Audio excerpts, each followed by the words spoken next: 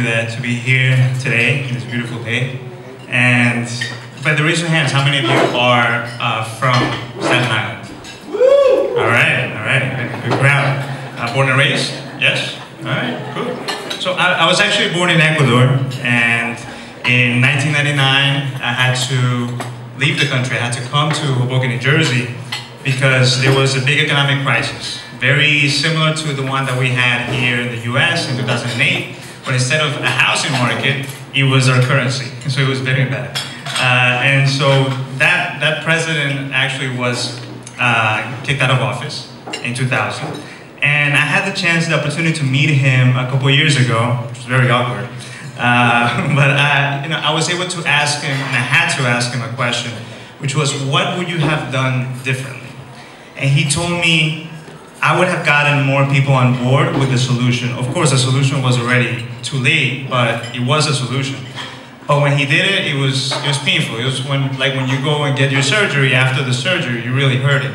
And so what I learned from that is that decisions, many times, especially with policy, with that, the majority of people are left out of that process. And with adversity, like that one, or like the ones we come across every time, you could either be frustrated or you can be empowered by these adversities.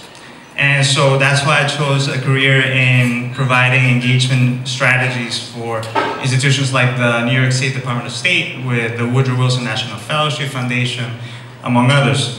And so I've been living in Hoboken for the past 16 years, and one day the Port Authority of New York, New Jersey, they proposed that they would cut the PATH train service from 24 hours to having a curfew at 1 a.m. And so people were upset. People were saying, wait, so why are we backing out of being transit-oriented, having transit-oriented economic development? And then the politicians, the New Jersey politicians, started, talking about it and complaining about it and protesting and getting together. And they would tell people on social media, you should, make your voices heard.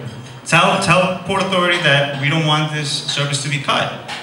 And people were saying, yes, great, so how do we do it? Do we send letters? Do we make a petition? Do we make a phone call? Where do we call? So they were really asking out there, so I decided to start a petition. And very similar, it reminded me to the petition that the Staten Island Economic Development Corporation launched a bit ago. And we got 3,000 signatures to say that the service shouldn't be cut, that instead we should be looking for better transportation, for better service, for more service, instead of cutting back.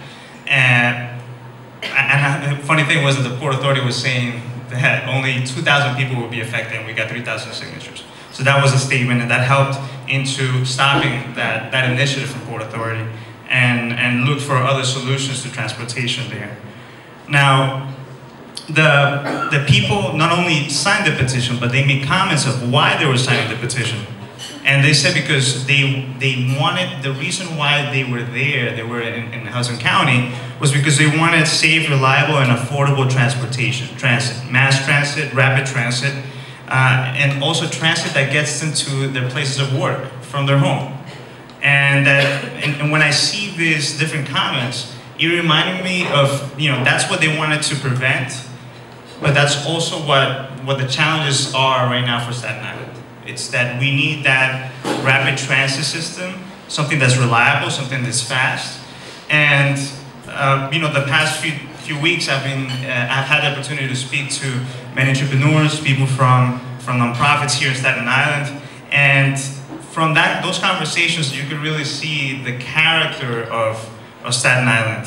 That although the borough really faces many adversities, people feel empowered by these adversities and in the borough, and it has brought people together to find different solutions, and I think that's great. And so there's an economic boom that's starting here in Staten Island. As all of you know, we have the West Shore, and we have the BOA, and it's something that it comes as a great opportunity, but also as a great challenge. With that comes bigger responsibilities. And so, UN Habitat mentions, UN Habitat is the arm of the United Nations that talks about, that pushes for urban policy. They say that the character of a city really starts with its streets. And so I think that right now we have that opportunity to come together on that issue and really reflect from the streets what is the character of Staten Island by providing and by pushing for a rapid transit system. Now, sustainable economic development means two things. Many times people just think that it means environment. However, yes, it means to be part of the solution for climate change, which is a reality, but also for traffic congestion. And at the same time, sustainability means that it has to be it has to make financial sense over time. And the strategy that we have come up with in Hudson County has had much great success. It has been transit-oriented development.